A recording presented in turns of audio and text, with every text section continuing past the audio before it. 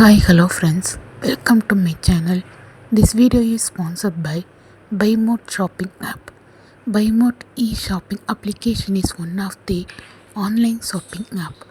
Now you can download Google Play Store and App Store. வாங்க வீடியோக்குள்ள போலாம். Hi friends, welcome to my channel.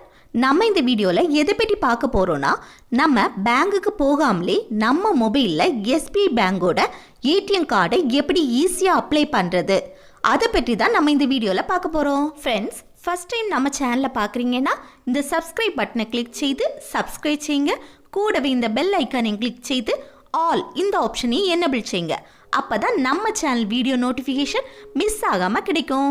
Okay, இனி வீடியோக்குள்ளே போகலாம். ஃப்ரெண்ட்ஸ், நம்ம மொபைலில் ஏடிஎம் கார்டு அப்ளை பண்ணணும்னா ஃபஸ்ட்டு நெட் பேங்கிங் ஆக்டிவேஷன் பண்ணியிருக்கணும். நான் ஏற்கனவே எஸ்பிஐ நெட் பேங்கிங்கை எப்படி ஆக்டிவேஷன் பண்ணுறதுன்னு ஒரு வீடியோ போட்டிருக்கேன். அந்த வீடியோட லிங்கை டிஸ்கிரிப்ஷனில் கொடுத்துருக்கேன், தேவைப்பட்டுச்சுன்னா பார்த்துக்கோங்க. ஃப்ரெண்ட்ஸ், ஃபஸ்ட்டு உங்கள் க்ரோம் ப்ரௌசரை ஓப்பன் பண்ணுங்கள். அதில் எஸ்பிஐன்னு டைப் பண்ணி சர்ச் பண்ணுங்கள். நெக்ஸ்ட் இந்த பேஜில் ஸ்டேட் பேங்க் ஆஃப் இந்தியா இந்த ஆப்ஷனை கிளிக் பண்ணுங்கள். நெக்ஸ்ட் இந்த பேஜ் ஷோ ஆகும். இதில் லாகின் இந்த ஆப்ஷனை கிளிக் பண்ணுங்கள். நெக்ஸ்ட் இந்த பேஜில் கண்டினியூ டு லாகின் இந்த ஆப்ஷனை கிளிக் பண்ணுங்கள். அப்புறம் இந்த பேஜில் யூசர் நேம் பாஸ்வேர்டு கேட்கும். நீங்கள் நெட் பேங்கிங் ஓப்பன் பண்ணும்போது user name login password set பண்ணியிருப்பீங்க. அந்த யூசர் நேமை இந்த பாக்ஸில் என்டர் பண்ணுங்கள்.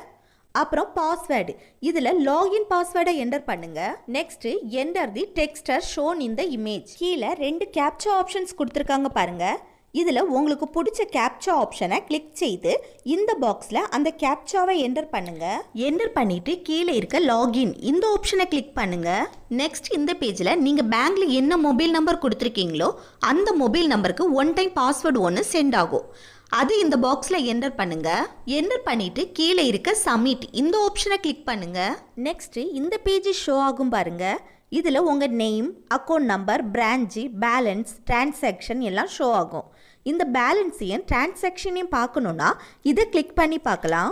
அப்புறம் இதில் மேலே லெஃப்ட் சைடில் இருக்க இந்த 3 லைனை கிளிக் பண்ணுங்கள். நெக்ஸ்ட் இதில் இ சர்வீசஸ் இந்த ஆப்ஷனை கிளிக் பண்ணுங்கள். கிளிக் பண்ணதும் இதில் நிறைய சர்வீசஸ் வந்து ஷோ ஆகும்.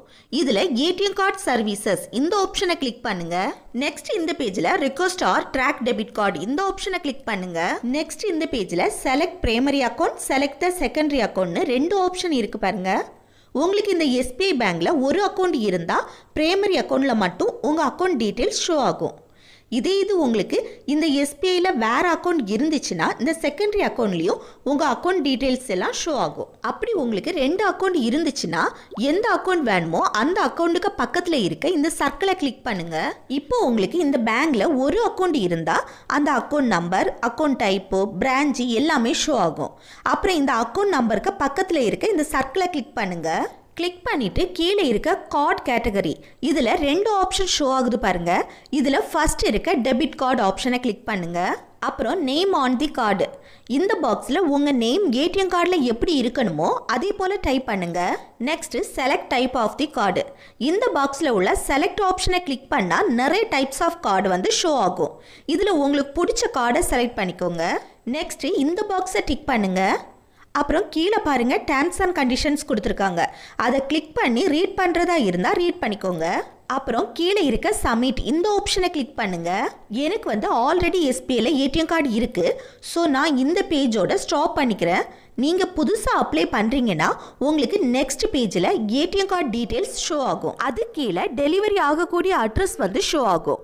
அதை செலக்ட் பண்ணிவிட்டு சப்மிட் ஆப்ஷனை கிளிக் பண்ணுங்கள். நெக்ஸ்ட் பேஜில் 2 ஆப்ஷன் ஷோ ஆகும்.